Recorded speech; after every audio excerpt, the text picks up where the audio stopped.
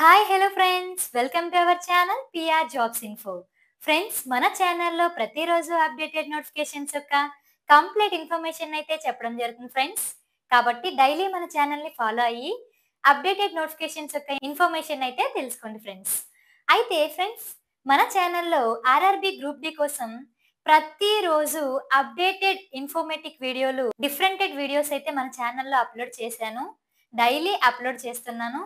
Like post preference video, job preference video, and preparation plan ఎలా ఉంటుంది, and medical test ఎలా ఉంటుంది, document verification ఎలా ఉంటుంది, పీఈటీ ఎలా ఉంటుంది, అండ్ అలాగే అమ్మాయిలకైతే ఏ జాబ్ ప్రిఫరెన్స్ పెట్టుకుంటే మంచిది, ఇలాంటివి చాలా వీడియోలు అయితే మన ఛానల్లో అప్లోడ్ చేయడం జరిగింది. Please watch it. అండ్ అలాగే ఈరోజు వీడియోలో అయితే మనం ఆర్ఆర్బి గ్రూప్ డి యొక్క ప్రీవియస్ ఇయర్లో కట్ ఆఫ్ ఎలా ఉంది, ఈ ఇయర్లో కట్ ఆఫ్ ఎలా ఉండబోతుంది అనేది తెలుసుకుందాం. అయితే ఫ్రెండ్స్, మీరు చాలా మంది చాలా రకాల డౌట్స్ ఉంటాయి.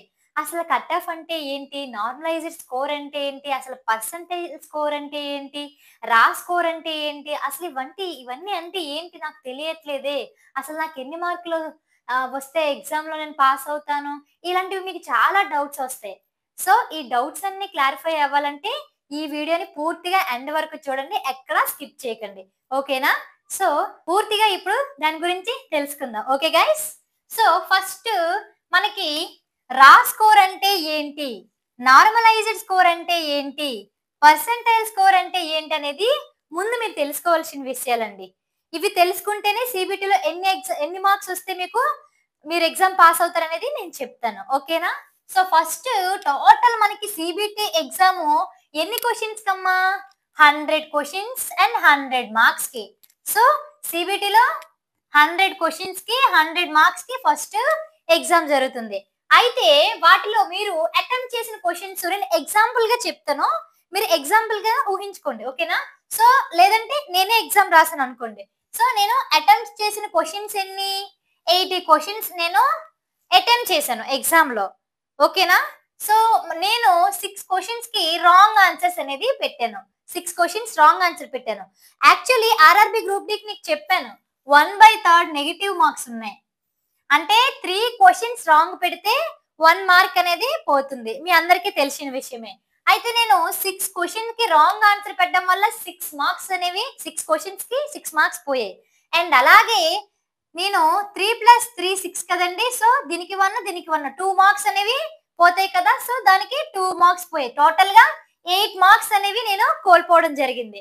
అయితే మనకి 80 అటెంప్ట్ చేసినప్పుడు 8 మార్క్స్ పోతే ఇంకా ఎన్ని మిగులుతాయి, 72 మార్క్స్. సో నాకు వచ్చిన రా మార్క్స్ చూడండి, ఇక్కడ రా మార్క్స్ ఎన్ని, 72. సో నాకు నెగిటివ్ మార్క్స్ తీసిగా వచ్చిన మార్క్స్ ఏందమ్మా, 72. అయితే దీనికి నార్మలైజ్డ్ స్కోరు ఎలా ఉంటుందంటే మనకి 3 షిఫ్ట్స్ ఉంటాయండి. మీకు అందరికీ తెలిసిన విషయమే, 3 షిఫ్ట్స్ అయితే మనకి ఉంటాయి. Morning shift, afternoon shift, evening shift. ఒక్కొక్కరికి ఒక్కొక్క షిఫ్ట్ అనేది ప్రొవైడ్ చేస్తారు. అయితే మార్నింగ్ షిఫ్ట్ లో వెళ్ళిన వాళ్ళకి క్వశ్చన్ పేపర్ ఒకలా ఉంటుంది, ఆఫ్టర్నూన్ ఒకలా ఉంటుంది, అండ్ అలాగే ఈవినింగ్ ఒకలా ఉంటుంది. అయితే ఈ మార్నింగ్ లో ఈజీగా వచ్చింది అనుకుందాం, అండ్ అలాగే ఆఫ్టర్నూన్ వచ్చేసి మోడరేట్ గా వచ్చింది అనుకుందాం, అండ్ అలాగే ఈవినింగ్ అయితే మనకి హార్డ్ గా వచ్చింది అనుకుందాం. సో మార్నింగ్ షిఫ్ట్ లో వెళ్ళిన పిల్లవాడికి అడ్వాంటేజ్ ఈజీ అయిపోతుంది, అండ్ అలాగే ఈవినింగ్ షిఫ్ట్ వచ్చే పిల్లవాడికి హార్డ్ అయిపోతుంది కదండి. సో వీళ్ళిద్దరికి ఈక్వల్ జస్టిస్ అనేది ఉండాలి కదా. సో దానికోసం వీళ్ళు ప్రొవైడ్ చేసేదే నార్మలైజేషన్ స్కోర్. సో దీనికోసమే ఈజీ, మోడరేట్, హార్డ్ పేపర్స్ ఉంటాయి కాబట్టి నార్మలైజేషన్ స్కోర్ అనేది ప్రవేశపెట్టారు. సో హార్డ్ గా వచ్చిన పిల్లడికి ఏముంటుంది, నార్మలైజేషన్ స్కోర్ అనేది కలుపుతారు. అర్థమైందా? అండ్ అలాగే ఈజీగా వచ్చిన పిల్లవాడికి నార్మలైజేషన్ స్కోర్ అనేది తగ్గుతుంది.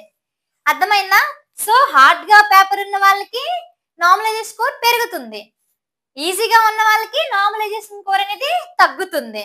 సో మీ 72 మార్క్స్ పెరగచ్చు లేదంటే తగ్గచ్చు, అది మీకు వచ్చే షిఫ్ట్ లో వచ్చిన పేపర్ బట్టి ఉంటుంది. ఓకే గైస్, అర్థమైంది అనుకుంటా. అండ్ నెక్స్ట్ దీనికి పెరగచ్చు లేదా తగ్గచ్చు కదండి. సో నార్మల్ గా నేను నార్మల్ గా వేసుకుంటున్నాను. సో దీనికి వచ్చే పర్సెంటేజ్ స్కోరే ఇది 90% ప్లస్ అనేది వస్తుంది దీనికి పర్సెంటైల్ స్కోర్. సో అర్థమైందా? సో రా స్కోర్ అంటే నెగిటివ్ తీసేగా వచ్చింది, అండ్ నార్మలైజర్ స్కోర్ అంటే షిఫ్ట్ బట్టి హార్డ్ పేపర్ బట్టి ఉంటుంది. సో పర్సెంటేజ్ కడితే ఇలా వస్తుంది. సో మీకు వచ్చిన మార్కులు ఏంటమ్మా 72, మీకు వచ్చిన పర్సెంటేజ్ ఏంటమ్మా 90+. అర్థమైందా? సో ఈ విధంగా మార్క్స్ అయితే ఉంటుంది. అర్థమైందా? సో మీకు ఆల్రెడీ మీకు తెలుసు ఈ మొత్తం టోటల్ గా మార్క్స్ మీకు ఎన్ని వస్తే ఎగ్జామ్ కి పాస్ అవుతారని చెప్పాను. 100 కి 70, మినిమం 70+ వస్తే ఇంకా హ్యాపీ. సో 70 మార్క్స్ వచ్చాయి అనుకోండి, మీకు ఖచ్చితంగా మీరు ఓసీ అయినా, ఎస్సీ అయినా, ఎస్టీ అయినా, ఏ క్యాస్ట్ అయినా సరే 70 మార్క్స్ వస్తే మీకు ఉద్యోగం ఖచ్చితంగా వస్తుంది. ఓకేనా? సో నెక్స్ట్ 2018 లో కట్ ఆఫ్ అనేది ఎలా ఉంది, అండ్ అలాగే 2019 లో కట్ ఆఫ్ ఎలా ఉందని మనం తెలుసుకుంటే, ఇక్కడ నేను చెప్తున్నాను చూడండి, ఇది సికింద్రాబాద్ జోన్.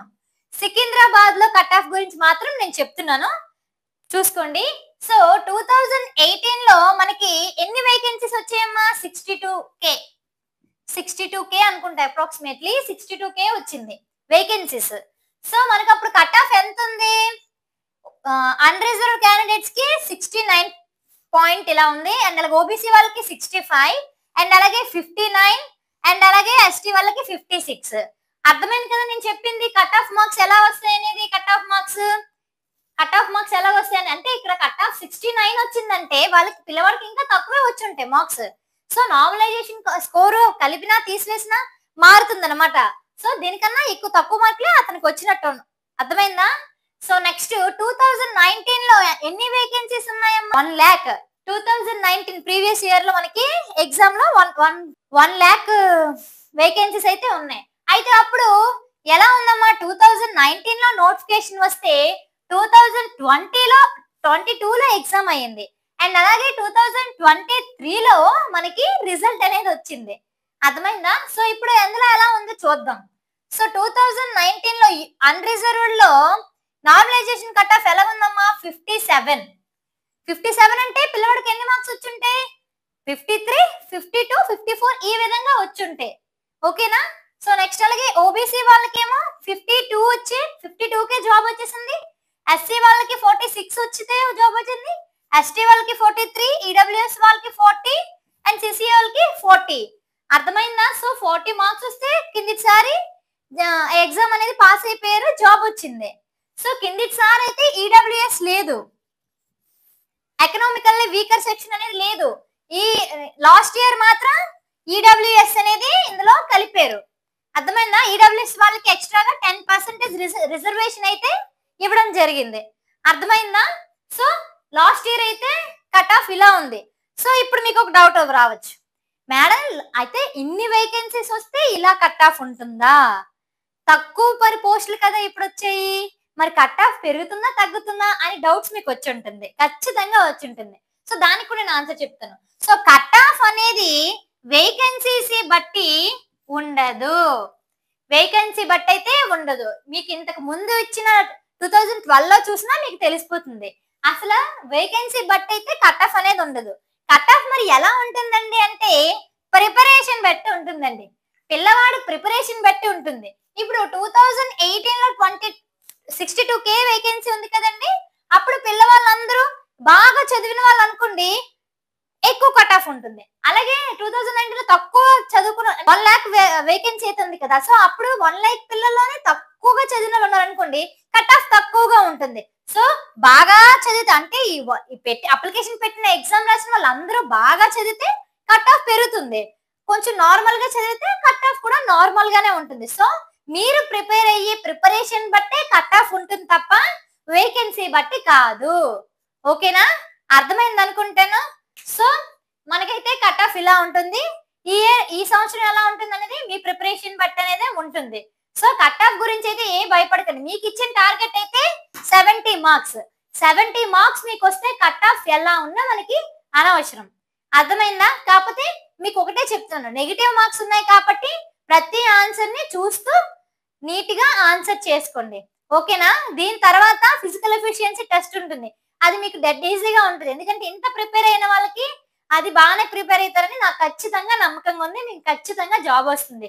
సో నేను చెప్పిన విధంగా డాక్యుమెంట్ వెరిఫికేషన్ లో ఎస్ఎస్సిలో సర్టిఫికెట్లో ఏ విధంగా ఉన్నాయో ఆధార్ మిగిలినవి అన్ని కూడా సేమ్ యాజ్ ఇట్ ఈజ్ గా నేము ఇనీషియల్ అన్ని ఒకేలా ఉండేటట్టుగా చూసుకోండి, ఎటువంటి ప్రాబ్లం రాదు.